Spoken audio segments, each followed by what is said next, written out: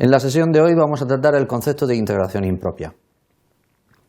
Observemos que hasta ahora nosotros hemos calculado la integral de una función f de x haciendo el área, el área que se encuentra bajo esa curva.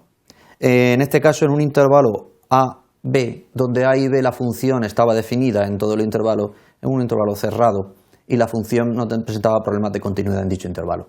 Pero ¿qué ocurre si hacemos que b tienda a infinito cuando la función no llega a tocar el eje de las x? Es decir, cuando tenemos una asíntota y nunca se cierra.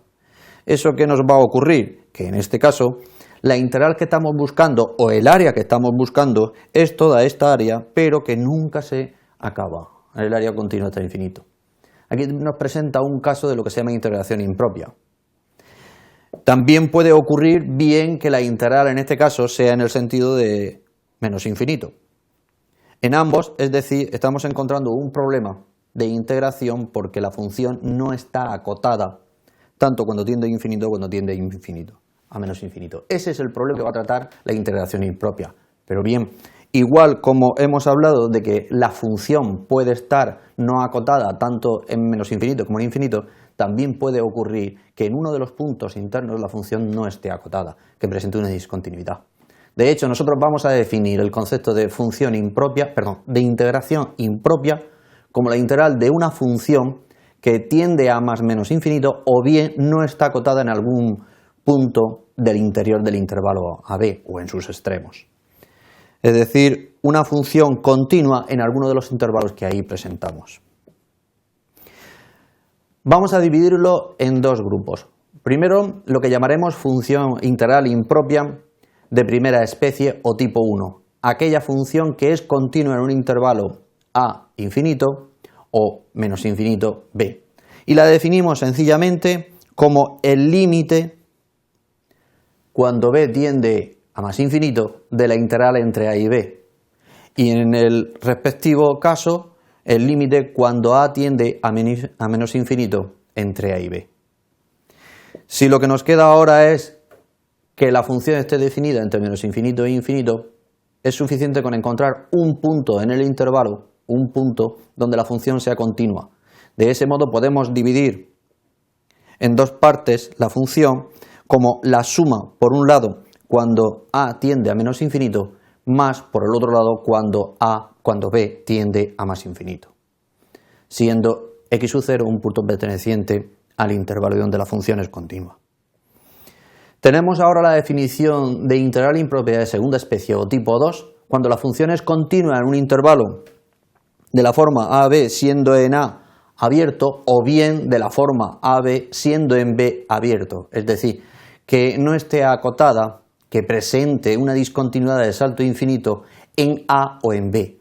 En ese caso, cuando sea en A, simplemente hacemos el límite cuando C tiende a A por la derecha de la integral que podemos trabajar perfectamente. Sin embargo, si es en B, lo único que tenemos que hacer es el límite cuando C tiende a menos B, cuando C tiende a B, a B por la izquierda de la integral de f de x entre A y C.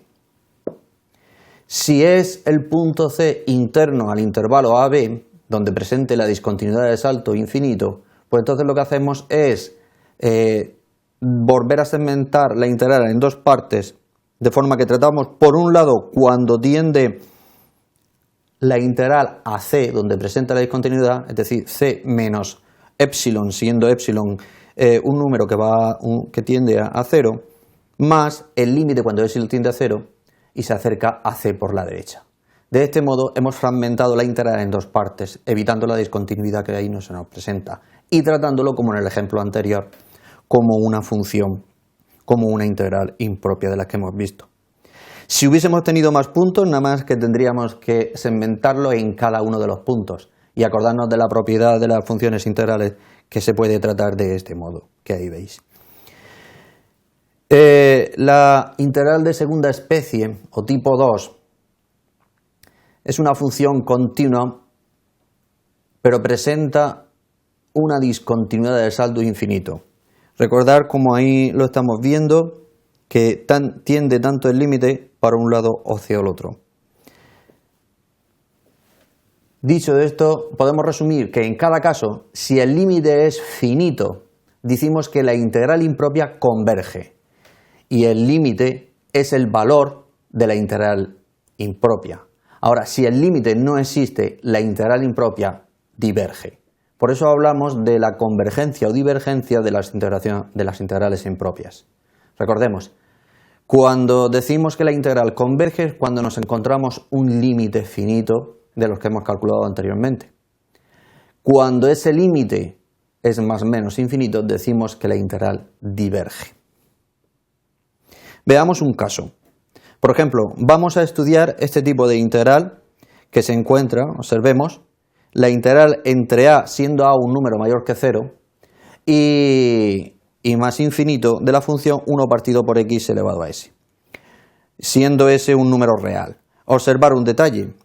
Aquí tenemos un problema en el 0, no podemos sustituirlo, porque si tuviésemos 1 partido por 0 tendríamos una función que no está bien definida.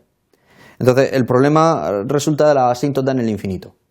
¿Veis? Por eso tenemos a mayor que 0 y tenemos una asíntota en el infinito.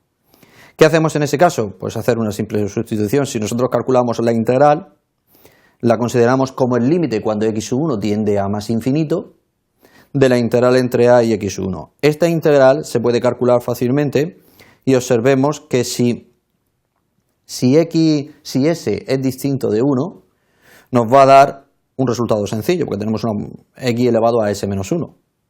No hay problema. Con lo cual la integral nos da fácilmente lo que ahí tenemos. Si s es igual a 1, tenemos el logaritmo, con lo cual sería x1 partido por a. Observemos que en este caso, al aplicar el límite, si s es distinto de 1, el límite en ese caso y el límite de este caso, observemos si s es igual a 1. En ese caso veréis, si s es mayor que 1, entonces la integral va a converger y el resultado es 1 partido por s menos 1 por a elevado a 1 menos s. Pero si s es menor o igual que 1, el resultado sería infinito, con lo cual la integral sería divergente. Pongamos otro ejemplo. Vamos a estudiar la convergencia de la integral que aquí estáis viendo. Observemos en este caso una función que si nosotros calculamos el límite cuando tiende a 0, nos da infinito. ¿Eso qué me dice? Que esta integral presenta un problema en el 0 y al mismo tiempo tenemos el intervalo de integración en el infinito. Es decir, estamos trabajando con una integral del tipo 1 y al mismo tiempo del tipo 2. Con lo cual, ¿qué es lo que hacemos? Elegir un punto en el intervalo 0 e infinito, un punto donde la función sea continua y no presente problemas. Por ejemplo, x sub 0 igual a 1. Ahí la función es continua y no presenta problemas. Entonces lo que hacemos es dividir nuestra integral en dos partes. Por un lado esta integral, que es una integral del tipo 2 que ya conocemos cómo resolver, y por otro lado esta integral que es una integral del tipo 1 que conocemos cómo resolver. Vamos a ello. Lo que hacemos primero es calcular la primitiva, en este caso de la función. Calculamos la primitiva de nuestra función. Como veis nos da un resultado, es sencillo calcular porque si os dais cuenta, esto se puede calcular a través de un simple cambio de variable, no hay problema, lo que hay aquí arriba se encuentra aquí abajo al hacer la derivada. Es un cambio de variable y se ve que es una integral sencilla, su primitiva es sencilla. Lo único que tenemos que hacer es aplicar el límite. Cogemos en el primer caso, calculamos el límite cuando c tiende a 0 por la derecha, y hacemos el cálculo de esta integral. Es la sustitución en esa integral en la primitiva que conocemos. Si hacemos ese límite nos da un resultado fácil de calcular. Como veis aquí ya tenemos un resultado. Si volvemos a hacer ahora el otro tipo, observar que lo único que tenemos que es repetir el proceso que hemos dicho, calculando el límite de la sustitución de la primitiva que ya conocemos, y al sustituirlo nos da un resultado. Lo único que tenemos que hacer es sustituir el valor que hemos calculado anteriormente en este, el que hemos calculado ahora en este, y una vez que lo aplicamos nos da un valor de 2. La integral es convergente y nos da como resultado 2.